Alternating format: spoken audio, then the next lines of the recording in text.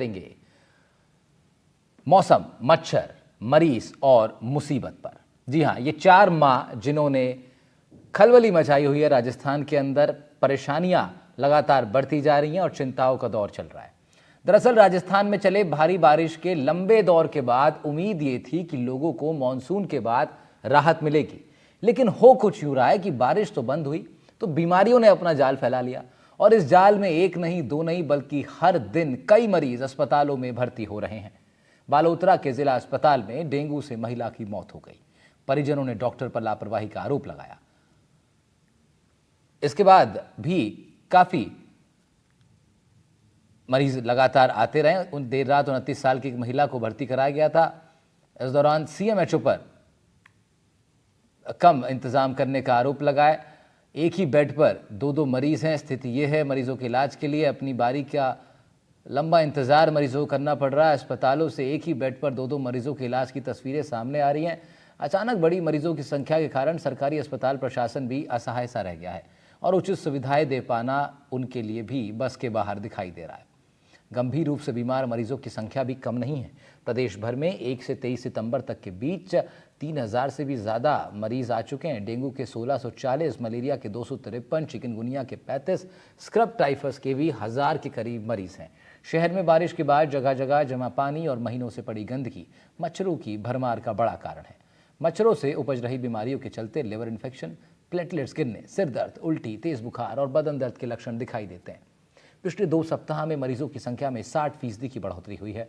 उधर निजी अस्पतालों में इलाज मरीजों की जेबों को खाली करने पर तुला है। आम आदमी पर यह दोहरी मार है। सवाल यह है कि मरीजों की बढ़ती संख्या के बावजूद भी प्रशासन ने चुप्पी क्यों साध रखी है? मरीजों की पुकार आखिर सुनेगा कौन? क्यों पहले से ही तैयारियां प्रशासन द्वारा नहीं की गई थी? ये तमाम सवाल हैं, इस पर बातचीत करेंगे। कुछ खास मेहमान हमारे साथ जुड़ेंगे। साथ ही एक बड़ी खबर बालोतरा से भी आई, जिसका हमने जिक्र किया कि जहां डेंगू से गंभीर रूप से बीमार एक महिला की आज सुबह मृत्यु भी हो गई। प्रभारी सीएचसी हैं अजयपाल सिंह, उन्होंने क्या कुछ कहा है इस पूरे स्थिति पर, वो सुनवाते हैं आपको। कल 3-3:30 बजे के आसपास एक महिला जो है, उनका नाम सुप्रिया, यहाँ बुखार की शिकायत के साथ में यहाँ नाट अस्पताल में भर्ती हुई थी।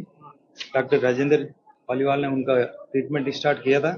उसके बाद में रात को उनकी तबीयत ठीक थी, उनको ठीक लगा, वो शाम को चेक करके गए थे। उसके बाद में रात को उनकी तबीयत खराब हुई तो उनके अटेंडेंट ड्यूटी पे डॉक्टर साहब जो थे हेमंत जी, उनको बुलाने आए थे। तो हेमंत जी ने उस टाइम वो देखने नहीं गए और वो दूसरी या तीसरी बार वापस बुलाने आए, तब उन पेशेंट को नीचे बुला के उन्होंने इमरजेंसी में चेक किया। फिर उस टाइम भी उनकी तबीयत थोड़ी ठीक लगी तो उन्होंने वापस इंजेक्शन लगा के वापस वार्ड में शिफ्ट करवा दिया। उसके बाद में सुबह अचानक उनकी तबीयत खराब हुई। जब डॉक्टर राजेंद्र जी उनको देख रहे थे, उसी समय अचानक उनकी एकदम से सांस में तकलीफ हुई और सीधे कोलैप्स हो गई। मैं साथ में आया था, मेरे मामा जी, मेरे बुआ जी है ये। तो कल उसकी तबीयत इतनी सीरियस थी कि मत पूछो। यहाँ पे आने के बाद है ना, कम से कम है ना 2 घंटे यहाँ पे खड़े रहे। आप कैमरा भी चेक करवा सकते हो। उसकी इतनी हालत सीरियस थी कि हम है ना वहाँ पे जब गेट पे गए थे ना, बाहर से चिल्लाए कि डॉक्टर साहब ये सीरियस है। तो उन्होंने हमको धक्का मार के बाहर निकाला कि ऐसे कि रोज आते हैं कि बाहर निकलो। तो ये हमारे साथ फर्स्ट टाइम तो ये हुआ। फिर ये हरीश खत्री आया बाहर आने के बाद मैं सर, मेरे को सीरियस है। मेरे बुआ जी ने कहा कि भाई इनको देखो आप एक बार। तो कहे आप क्या हमारे क्या वहां पे आ जाओगे? तो हम ना सर गाड़ी लेके गए वहां पे, इनके जहाँ पे हॉस्पिटल है वो हरीश खत्री का। वहां पे जाने के बाद 10-15 मिनट उन्होंने देखा यार ये तो थोड़ी सीरियस है, इसको है ना भर्ती करवा दो, एडमिट करवा दो नाटा में। आप नाटा में जाओ वापस।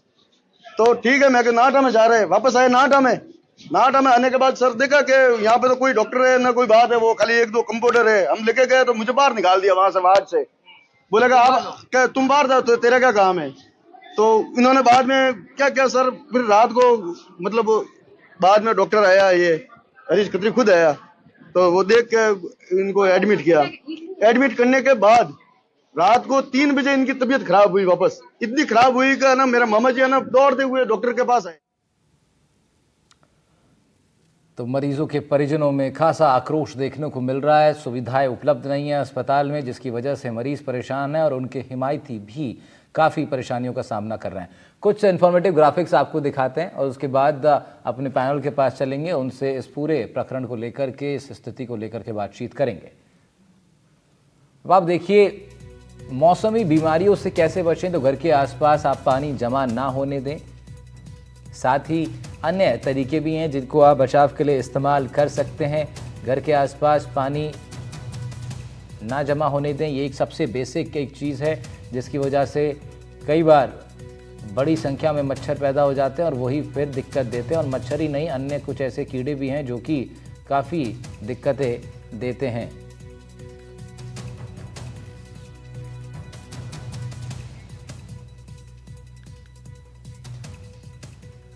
तो और क्या क्या चीज़ें हैं जो आपको ध्यान रखनी पड़ेंगी और मौजूदा स्थिति से कैसे निपटने की तैयारी प्रशासन कर रहा है, कहाँ पर लूप होल्स हैं, सब चीज़ों पर बात करेंगे। हमारे साथ डॉक्टर दिनेश शर्मा जुड़ रहे हैं, सीनियर कंसल्टेंट हैं आप। स्वागत है सर आपका। साथ ही ठाकुर दास जी भी जुड़ रहे हैं, आप रिटायर्ड डिप्टी सेक्रेटरी हैं, चीफ मिनिस्टर ऑफ राजस्थान की आप डिप्टी सेक्रेटरी रहे। स्वागत सर आपका भी इस पैनल पर। राजीव अरोड़ा जी पूर्व मंत्री भी हैं, गहलोत सरकार में मंत्री रहे और मौजूदा वक्त में सामाजिक कार्यकर्ता की भूमिका से प्रदेश में काम कर रहे हैं। सुभाष मेहता हमारे संवाददाता हैं बांसवाड़ा से। और साथ ही डॉक्टर लोकेंद्र शर्मा भी जुड़ रहे हैं जो कि जीएमसी अलवर यानी गवर्नमेंट मेडिकल कॉलेज अलवर से ताल्लुक़ रखते हैं। बहुत बहुत स्वागत आप सभी लोगों का, बड़े खास मेहमानों का ये पैनल। लेकिन स्थिति इस वक्त कुछ ऐसी है कि तमाम लोगों का जो अनुभव है उस पर ज़रा चर्चा करेंगे और जानेंगे कि क्या लूप होल्स इस वक्त नज़र आ रहे हैं। सबसे पहले शुरुआत करेंगे ठाकुर दास जी से। सर, बहुत बार इस तरह की स्थितियां आपने देखी हैं, इससे भी विकट स्थितियां कई बार आप लोगों ने टैकल की होंगी अपने कार्यकाल में, लेकिन मौसमी बीमारियों का ये ऐसा प्रकोप है जो हर साल देखने को मिलता है, उसके बावजूद भी प्रशासन अलर्ट मोड पर नहीं रहा इस बार। ये बिल्कुल सही बात है, प्रशासन पूरा अलर्ट मोड पे अभी भी नहीं आया है। मेरी जवाहर नगर में कुछ डॉक्टरों से बात हुई थी अभी, तो वो कह रहे हैं आज तक छिड़काव नहीं हुआ जवाहर नगर में, आदर्श नगर में, तिलक नगर में। मतलब छिड़काव सिर्फ वीआईपी एरियाज में हो रहा है। अब सिविल लाइंस में हुआ छिड़काव, वहां से 2 मरीज आए हैं, गांधीनगर में 7 मरीज आए हैं, और बाकी जो मरीज जहां एक्चुअली संक्रमण स्थान है वो है मानसरोवर, विद्याधर नगर, झोटवाड़ा, दुर्गापुरा, मालवीय नगर। ये मुख्यमंत्री और मंत्री के एरिया हैं। यहाँ पर भी पूरी अभी फॉगिंग पूरी ढंग से हुई नहीं है। तो स्वास्थ्य विभाग तो ये कहता है कि भाई देखो, ये मच्छर मारने का काम हमारा नई नगर निगम का है, ये कह के अपना पल्ला झाड़ देता है। नगर निगम पूरा फॉगिंग कर नहीं पाता है। नगर निगम के पास यहाँ तो साधन नहीं है। यहाँ रोज अब कभी कमिश्नर चेंज हो रहे हैं, कभी मेयर चेंज हो रहे हैं, तो काम करने का मूड ही नहीं होता है। वहाँ के जो स्टाफ वाले हैं वो पता नहीं कहाँ कहाँ उलझे रहते हैं। तो अभी भी पूरी फॉगिंग कहीं भी नहीं हुई है। पूरे जयपुर शहर में फॉगिंग नहीं हो पाई है। गाँव की, जैसे आपने बताया बाड़मेर में कोई डेथ ही हो गई, तो बाड़मेर में यहाँ दूसरे जो जिले हैं, दूरस्थ जिले हैं, वहाँ तो फॉगिंग हो ही नहीं रही है। अच्छा, मैं तो चाहता हूँ कि फॉगिंग जो हो रही है उस पर फॉगिंग का जो केमिकल है उसकी भी जांच होनी चाहिए कि वो फॉगिंग का केमिकल वो सही है कि वो कितना इफेक्टिव है। नहीं तो वो फॉगिंग का इसी प्रकार जो है फॉगिंग के केमिकल की जांच हो, और छिड़काव करने के एक दिन पहले नोटिस जाना चाहिए, मतलब उनको सबको नोटिफाई करना चाहिए पब्लिक को कि भाई कल फॉगिंग होगी, जिससे कि वो खिड़की दरवाजे बंद रखें। नहीं तो जहरीली फॉगिंग होती है। नहीं तो क्या राजीव अरोड़ा जी, ऐसा भी होता है कि जब नगर निगम की तरफ से ये फॉगिंग करवाई जाती है, जो निगम के कर्मी हैं वो ऐसा भी करते हैं क्या कि जो केमिकल है उसकी हार्ड डोज की जगह नॉर्मल उसमें डाल दिया ताकि कहीं पे कुछ वो पैसा बचा लिया जाए, और वहाँ अधिकारियों से बजट सैंक्शन करवाया जो है हार्ड केमिकल का, और फिर जो है एक सस्ता केमिकल उसमें डाल करके खाना पूर्ति कर दी? क्या इस तरह की चीजें भी होती हैं? देखिए, शिकायतें तो हर विभाग से आती हैं और नगर निगम भी उससे अछूता नहीं है जी। जब कुएं में भांग पड़ी हुई हो तो क्या करेंगे? तो जो परिस्थितियां हैं, क्योंकि ये पहली बार नहीं हो रहा कि मौसमी बीमारियां होती हों। ठीक बात है। हर वर्ष जब हम अगस्त सितंबर के अंदर बैठते हैं तो मालूम पड़ता है कि कभी चिकनगुनिया, कभी डेंगू, कभी स्क्रब टाइफस, इन बीमारियों के बारे में प्रतिवर्ष होता है। बिल्कुल। और अब के तो हास्यास्पद ये है कि ये कहा जा रहा है कि पिछली बार से कम मरीज आए हैं। तो ये कोई बहुत बड़ा कोई आपने चमत्कार कराओ ऐसी बात नहीं है। हमको पूरी तैयारी करनी चाहिए, जैसे भी ठाकुर दास जी बता रहे थे, फॉगिंग हुए और इंस्ट्रक्शन बहुत पहले से शुरू हो जाने चाहिए कि कहीं पे पानी इकट्ठा ना हो तो मच्छर नहीं रहे। बच्चों के स्कूल के अंदर खास तौर से हिदायत होनी चाहिए कि पूरी भाग के कपड़े पहने जाएं, पाँव भी पूरी तरह से ढके हुए हों। हाँ। मच्छर काटेगा नहीं तो बीमार क्यों होगा व्यक्ति? उसकी जो दवाइयाँ होती हैं मच्छर को रोकने की, उसके बारे में होना चाहिए। और हमारे एलोपैथिक अस्पताल के साथ साथ यूनानी आयुर्वेदिक अस्पतालों में भी पूरी तैयारी होनी चाहिए। यहाँ क्या परेशानी हो रही है कि एक दूसरे के ऊपर आरोप प्रत्यारोप में समय निकल रहा है, सच्चाई मालूम नहीं पड़ रही। आप जितने पोर्टल उठा के देखेंगे, जितने न्यूज चैनल उठा के देखेंगे, अलग अलग आंकड़े आ रहे हैं कि कितने डेंगू से लोग बीमार पड़े। एक तो न्यूज चैनल कह रहा है कि 9,000 से ज्यादा डेंगू के केस पूरे राजस्थान में रिपोर्ट हुए हैं। ऐसे ही 1900 मलेरिया के केसेस हुए हैं, 2000 से ज्यादा स्कब टाइफस के केस हैं। ये भी बात आई है, ऐसे में से पता करा गया तो मालूम पड़ा कि 6 व्यक्तियों की मृत्यु हो चुकी है स्कब टाइफस से। लेकिन जो सरकारी आंकड़े जो मुख्यालय में आता है उसमें 0 मृत्यु बताई जा रही है। उनसे पूछते हैं तो बोलते हैं कि ये जो इनका एक पोर्टल होता है IHIP, उस पर चढ़ाया नहीं होगा। लेकिन राजीव सर इसमें फिर यही बात है कि अगर मैं तो ये कह रहा हूं कि अगर मान लीजिए इस बार आंकड़े कम भी हैं, कम मरीज भी हुए हैं, तो ऐसा दिखाई देता है कि वो फिर वो किसी इंटेंट मतलब कोई प्लान तरीके से ऐसा नहीं हुआ, फिर किस्मत रही। आप लकी हैं कि अगर इस बार संख्या कम है, क्योंकि प्रशासन की तरफ से कोई ऐसी व्यवस्था दिखाई नहीं दे रही है ग्राउंड पर। आप आंकड़े नहीं चढ़ा रहे कि इसकी मृत्यु हो गई, तो कैसे मालूम पड़ेगा आपको और मुझे कि कितने लोगों की मृत्यु हुई है और कैसे इलाज करा जाए? ये भी आया केकड़ी के अंदर एक बगेरा गांव के सामुदायिक केंद्र के बारे में कोई डॉक्टर नहीं है, कोई मशीनें नहीं है। ऐसी तो तमाम जगहों से खबरें हैं सर। हम तो जहां की तस्वीर दिखा रहे हैं अपने स्क्रीन पर, वहां एक बेड पर 2-2 लोग का इलाज चल रहा है। ये इतनी जो है स्थिति है, तो इसके लिए पहले से प्रशासन को अलर्ट रहना चाहिए था। लेकिन फिर भी ये दावा हो रहा है कि काफी कम मरीज हैं। जान लेते हैं एक बार सुभाष मेहता हमारे संवाददाता बांसवाड़ा से जुड़े हुए हमारे साथ। सुभाष, क्या स्थिति इस बार पहले से ज्यादा नियंत्रित दिखाई दे रही है, या फिर जो धरातल पर क्या स्थिति है अभी? पिछले एक सप्ताह से बारिश का दौर थम गया है, उसके बाद से मौसमी बीमारी का दौर चल गया है। कागजों में भले ही आंकड़े कम हो, लेकिन हकीकत में ये आंकड़े बहुत ज्यादा हैं, क्योंकि बांसवाड़ा जो जनजातीय क्षेत्र है उसमें अधिकांश मरीज हैं वो अन्य राज्यों में पलायन करते हैं, जिसके चलते सरकारी आंकड़ों में ये एक संख्या कम है। लेकिन बात करें तो जिले में 3 डेंगू से मरीज की मौत हो चुकी है। वहीं स्थिति यह है कि गढ़ी क्षेत्र में एक बेड पर 2-2 मरीज हैं। बात करें कुशेगढ़ क्षेत्र की, वहां पर भी स्थिति आउट ऑफ कंट्रोल है। और जिला मुख्यालय पर स्थिति यह है कि हर रोज 1 दर्जन से अधिक मरीज जो डेंगू से ग्रसित होकर आ रहे हैं। भले कागजों में लक्षण दिखाई दे रहे हैं, लेकिन ये स्थिति डेंगू मरीज की है और स्थिति बहुत कंट्रोल से बाहर है। कागजों में भले कम दिखाई दे रहा है, लेकिन स्थिति बहुत ठीक है। अस्पतालों के अंदर किस तरीके से डील कर पा रहे हैं डॉक्टर्स, कम सुविधाओं कम रिसोर्सेज के बीच, जरा जानते हैं। डॉक्टर दिनेश शर्मा भी हमारे साथ हैं और साथ ही लोकेंद्र शर्मा जी भी हैं अलवर से। एक बार दिनेश जी से समझ लेते हैं। दिनेश जी, किस तरीके से इस वक्त तमाम जो डॉक्टर्स हैं, चाहे वो प्राइवेट हॉस्पिटल्स हों चाहे वो सरकारी अस्पताल हों, खासतौर पर कम रिसोर्सेज के साथ मरीजों की संख्या एकदम से ज़्यादा आ जाना, कैसे इस चीज़ पर नियंत्रित कर पाते हैं डॉक्टर्स? देखिए, मरीजों की संख्या में तो कमी सरकार और सब पब्लिक दोनों मिलके कर सकते हैं। दोनों मिलेंगे तभी ये चीज पॉसिबल है। सरकार जो घर के बाहर पे जो पानी भरे हुए हैं उन गड्ढों पे या उन पानी का निकास करे, उनको चिन्हित करें कि कहाँ पे पानी भरा हुआ है, उन सबको निकालें वहां से।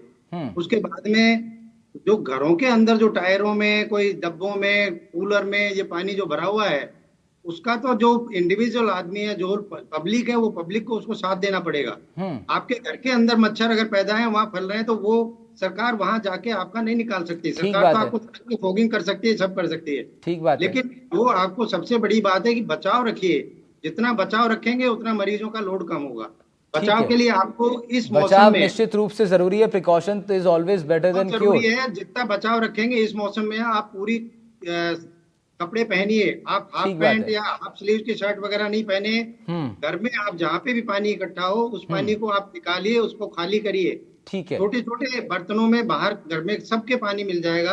आप एक बार जाके तलाशिए कि कहाँ कहाँ पानी है, क्योंकि ये मच्छर जो होते हैं ये साफ पानी में और बारिश का जो पानी इकट्ठा होता है उसके अंदर पैदा होते हैं। ये गंदे पानी में नहीं पैदा होते, ये साफ पानी में पैदा होते हैं। इसलिए जो घर में साफ पानी भरा हुआ है उसको निकालिए। ठीक है। डॉक्टर लोकेंद्र शर्मा जी, अस्पताल में इस वक्त क्या स्थिति है? गवर्नमेंट मेडिकल कॉलेज अलवर में कितनी संख्या इस वक्त इन मौसमी बीमारियों से पीड़ित मरीजों की आई है? मैं एक्चुअल में पूर्व प्राचार्य गवर्नमेंट मेडिकल कॉलेज का हूँ, लोकेंद्र शर्मा। एक्चुअल में स्थिति देखो, अभी डॉक्टर साहब ने जैसे बताया कि ये बहुत जरूरी इंपॉर्टेंट है कि इस समय जागरूकता के जो कार्यक्रम चलाए जा रहे हैं उनको ज्यादा से ज्यादा चलाया जाए। बचाव के जो कार्यक्रम है, जैसे कि इन्होंने बताया, साफ पानी घर के आसपास इकट्ठा ना होने दें, क्योंकि अगर साफ पानी में मच्छर पनपते हैं तो एक घर का के जो मच्छर है आसपास के कई घरों में इस तरह का डेंगू या मलेरिया ये फैला सकते हैं। तो सबसे इम्पोर्टेंट चीज है बचाव। बचाव में 2-3 चीजें जो अक्सर कोई इन बातों को नहीं करता वो मैं बताना चाहूंगा। एक तो कूलर को जो हर साल आपको पेंट करना चाहिए, क्योंकि उसकी में जो इनके जो एग और ये रहते हैं वो 2-2, 3-3 साल तक सर्वाइव कर जाते हैं। दूसरी चीज ये है कि घर के आसपास किसी भी बर्तन में पानी इकट्ठा हो गया तो उस बर्तन को रगड़ के साफ करना नीचे जरूरी नहीं, तो अदरवाइज उसमें एग और ये रह जाते हैं और वो वापस दोबारा पानी डालने पे बच जाते हैं। तो पानी हटाना है। और इम्पोर्टेंट चीज बचाव की ये है कि दिन में कहीं पे भी आप रहें, दिन भर आप ये मच्छर दिन में काटता है तो आप फुल स्लीव्स के कपड़े पहने, आप फुल पैंट पहने और अपने जो खुले अंग है उनको बचा के रखें। ये बहुत इंपॉर्टेंट है बचाव के। अब रही बात आती है कि इस समय जो है ना जागरूकता इस चीज की किए जाना जरूरी है कि लोग बाग घबराए नहीं, डरे नहीं, क्योंकि ये सेल्फ लिमिटिंग डिजीज है। 76% लोगों में बीमारी अपने आप स्वतः ही ठीक हो जाती है। 25% लोगों में सीरियस होने के चांसेस हैं। उसमें बहुत प्रिकॉशन की जरूरत। एक सबसे इम्पोर्टेंट ये है कि दवाओं के दुष्प्रभाव हो सकते हैं, तो आपको पैरासिटामोल के अलावा फीवर के लिए कोई और दवाई नहीं लेनी है। अगर आप और दवाई लेंगे तो आपके ब्लीडिंग और इनके कॉम्प्लिकेशंस के बढ़ने के चांसेस हैं। ठीक है। दूसरी इंपॉर्टेंट चीज है कि आपको सिम्टम्स को वॉच करना है। सीरियस सिम्टम्स अगर आपके होते हैं उसको वॉच करना, उसके लिए जागरूक होना, लोगों को जागरूक करना बहुत जरूरी है। अगर आप डिहाइड्रेट होते हो, आपको हाइड्रेशन का प्रॉपर ध्यान रखना है। डिहाइड्रेशन होते हैं तो वार्निंग सिम्टम बढ़ेंगे। इस मौसम में तो ऐसे कोई भी लक्षण दिखे तो तत्काल डॉक्टर से संपर्क करना चाहिए। लेकिन ठाकुर दास सर, ये जो इस तरह की चीजें और ये जो हमारे डिस्कशंस हैं, ये कोई पहली बार तो हो नहीं रहे हैं। हर साल इस तरह की एक सीजन आता है जिसमें डेंगू का कहर बरपता है, मलेरिया पनपता है। दूसरी चीज मैं आपको ये चिकनगुनिया, मैं लौटूंगा सर, आपके पास आऊंगा। लोकेंद्र सर, आऊंगा मैं आपके पास, वापस आऊंगा।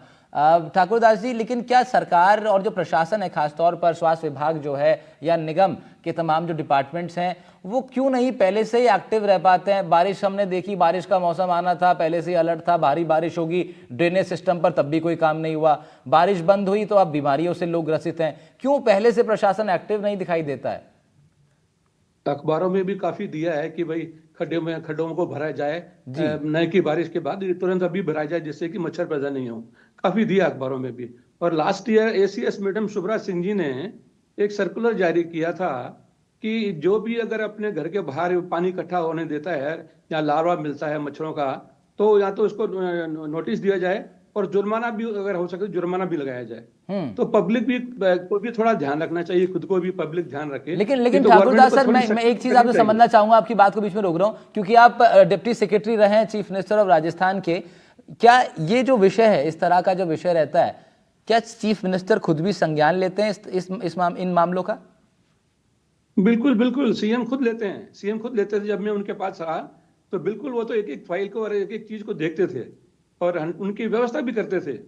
He was very sensitive. हो सकता है कि वर्तमान मुख्यमंत्री भी ने भी देखते हैं वो फाइल। मैं ये नहीं कहता कि नहीं देखते होंगे, परंतु जो अभी जो स्थिति है वो थोड़ी विकट है। उसमें उनको थोड़ा और ज्यादा इनको इंटरेस्ट लेना चाहिए। हेल्थ मिनिस्टर को ध्यान देना चाहिए। अभी मैडम भी चेंज हो गई हैं, अब गायत्री मैडम आ गई हैं, तो वो भी काफी वैसे तो डायनेमिक और एक्टिव लेडी और सख्त लेडी हैं और मेरे ख्याल में काफी अच्छा काम करने की उम्मीद है इनसे। तो सर क्या ऐसा होता है कि चीफ मिनिस्टर्स ऑफिस से हो रहा है? सर ऐसा भी होता है कि चीफ मिनिस्टर्स ऑफिस से पहले ही एक कहें कि गाइडलाइन या एक हिदायत या फिर एक अलर्ट जारी हो जाए हेल्थ मिनिस्ट्री के लिए? बिल्कुल डायरेक्शन होते हैं, बिल्कुल डायरेक्शन होते थे, हमेशा ही होते थे, हर साल होते थे। तो सर उसके बावजूद भी, तो राजीव जी, डॉक्टर ठाकुर दास जी बता रहे हैं कि तमाम डायरेक्शंस होते हैं सीएम ऑफिस की तरफ से, उसके बावजूद क्या प्रशासन मतलब इतना मतलब ये कैसा आलस है प्रशासन का और ये कितनी हिम्मत है प्रशासन की कि जब सीएम ऑफिस डायरेक्ट इस चीज को मॉनिटर कर रहा है उसके बावजूद भी प्रशासन अलर्ट मोड पर दिखाई नहीं देता? ये बात सही कह रहे हैं ठाकुर दास जी। मैंने भी बहुत काम करा है साथ में पूर्व मुख्यमंत्री जी के, और ठाकुर दास जी वहाँ पे बड़े अहम किरदार निभाते थे। और मेरे ख्याल से सभी मुख्यमंत्री बड़े संवेदनशील होते हैं, जनता की उनको चिंता भी होती है, क्योंकि उनका खुद का भी जो निर्वाचन क्षेत्र होता है वहाँ पे भी समस्या हो रही होती है। ये कुछ चुनिंदा इलाकों में मच्छर पूछ के नहीं जाता है।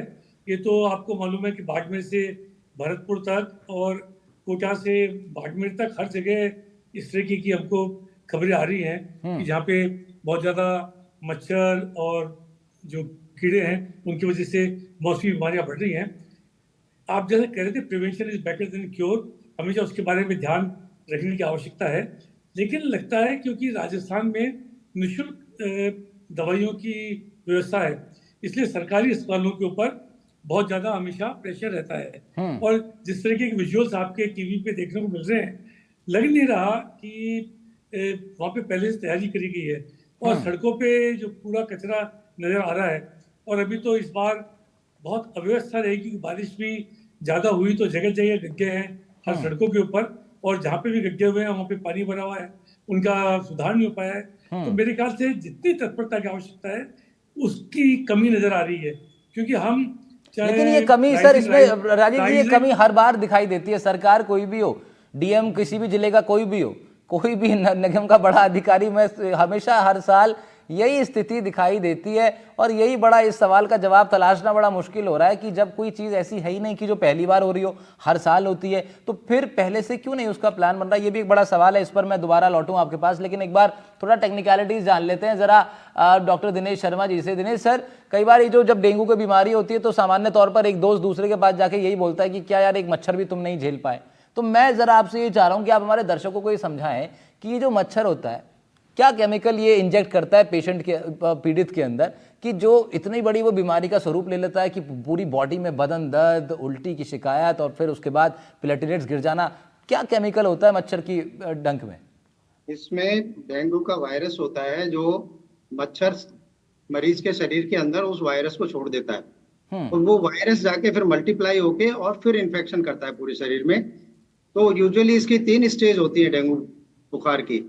पहली स्टेज होती है फेब्राइल, जिसको फीवर या बुखार वाली कहते हैं, जो 3 से 7 दिन तक रहती है करीब। तो इस 3 से 7 दिन में सिर में दर्द, हाथ पैर टूटना, जिसे कहते हैं हड्डी तोड़ बुखार, हड्डी तोड़ बुखार, बहुत शरीर में दर्द होना, पूरे में सिर में दर्द होना, उल्टियां होना, बिल्कुल, और पेट में दर्द होना, ये सब चीजें होती है।